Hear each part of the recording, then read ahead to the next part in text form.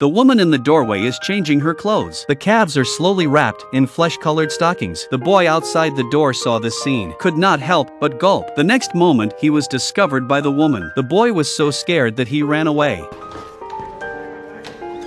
But the charm of the woman, he couldn't get her out of his mind. He went to the tram where she worked to spy on her. He wandered under the woman's house. Finally, on this day, the woman asked him to bring up 2 buckets of coal.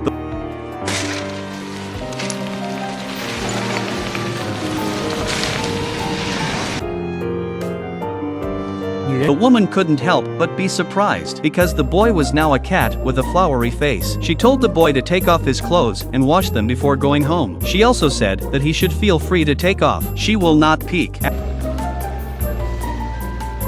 After he was clean, she gave him a bath towel. Behind the towel was the naked body of the woman. The boy also completed his first growth. The first time they met was 3 months ago. Mike suddenly felt sick after school. He came to the corner and started vomiting. Hannah found him when she came home from work. She used a bucket of water to wash away the vomit and comforted Mike, who was crying at that moment. She took him into her arms. The sudden warmth made Mike freeze. When the rain stopped, Hannah took Mike home. By now, there was a little snow outside. Although Hannah was almost 40 years old, but still cannot hide the beauty and temperament in the hearts of young boys deeply imprinted. When she had recovered from her illness, Mike immediately brought a bouquet of flowers to the house, thanking Hannah for her help. The frequent visits brought them closer to each other. Mike returned home. He said he was cured and wanted to go back to school, but every day after school, he was always eager to run to Hannah's house. A woman's tenderness wrapped around the boy. Mike learns many languages. He loves to read. Hannah likes to listen to him read too. Hannah is very sensual. When Mike reads a book that is deeply moving, she would shed tears of unconcealed sadness. When she reads something funny, she would laugh out loud. Hannah was always absorbed in Mike's reading and made it a regular part of the program before every permission. Young Mike was in love. He planned an elaborate bike trip with the woman he loved to see all the sights along the way. With a smile in his eyes, he comes to a roadside diner for a break. Hannah looked at the menu,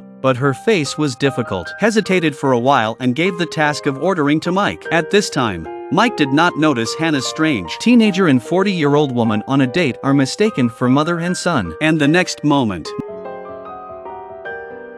Mike's love for Hannah, never just in front of people, passing by a church. Hannah was captivated by the children's holy chanting, can't help but be moved by the tears-wet eyes. Mike looked at the sensual woman in the doorway, writing a poem about her. As usual, Mike, he dashes to the woman's house as soon as he gets out of class, reading his favorite book, enjoying their unspoken feelings for each other. This day before work, Hannah was called by the conductor. Because of her excellent performance at work, she will be promoted to the office. But in the face of the promotion, Hannah didn't seem happy. Once again, Mike refuses the request of his classmates. This time, it's a birthday party for him. He comes to Hannah's house to read to her, but Hannah is a little impatient. The conflict between the two is immediate. Mike thinks that Hannah never thinks of herself. He doesn't even know that it's his birthday. Hannah still doesn't react to this. Just took out a book of War and Peace. Mike continued to read aloud. After the last time, they had a good time together. Hannah packed her bags and left. By the time Mike came back to Hannah, the room had been emptied. The place was empty. The teenager lay quietly on the bed. The rest of the love affair ended without a hitch. 8 years later, Mike went to law school. He started a new life, and he could never have imagined that he would see Hannah again. In this way, that day, the teacher took the students to the courtroom. A familiar name reached Mike's ears. Mike looked up in disbelief.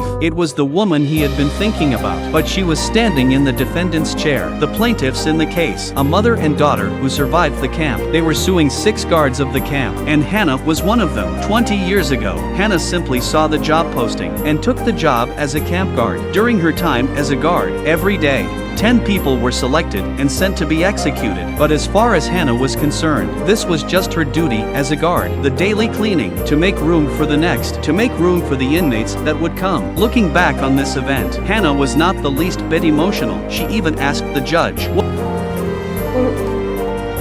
would you have done? Hannah's calmness shocked everyone present. Until this moment, she didn't realize what she had done wrong. According to the plaintiff's allegations, Hannah would pick young girls to read to her in her room. It was thought that she would have a hidden agenda, but the girls still didn't escape being killed. Hearing this, Mike was in a cold sweat. The woman in front of him is still the same person who listened to him read. Is she the same person who wept at his reading? And then came the more serious accusations.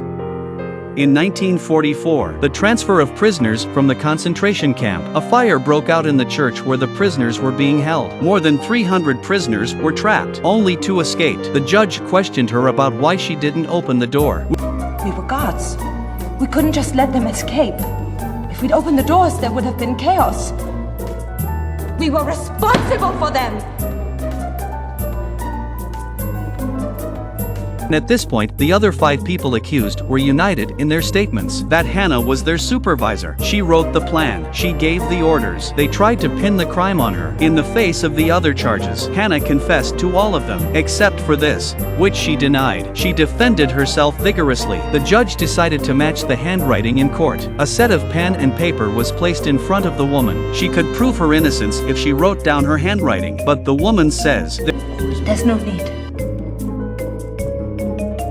I wrote the report. At this moment Mike finally understood everything, remembering that Hannah had never read it herself. His plans were never read. He never read the menus, and he had a hard time reading them. So Hannah was illiterate. She couldn't read or write at all, but she was too ashamed to admit it in front of everyone. So she took the blame for something that didn't belong to her. Mike, the only one who knows the truth, is in a quandary. As a lawyer, he should tell the truth, but if he did, the outcome of the trial would change. Mike took the time to go to the concentration camp. Looking at the cold barbed wire, the brutal crimes were everywhere. He finally chose to remain silent, and he respected Hannah's choice. The final verdict is in. Hannah was sentenced to life in prison. Many more years passed. Mike got married and divorced, but Hannah was never out of his mind. One day, while packing books, I saw a book that I had read to Hannah. Memories came back to him. A short time later, Hannah received a package in prison. It contained a tape recorder and a number of tapes. Hannah tentatively presses the play button. A familiar voice excited Hannah. The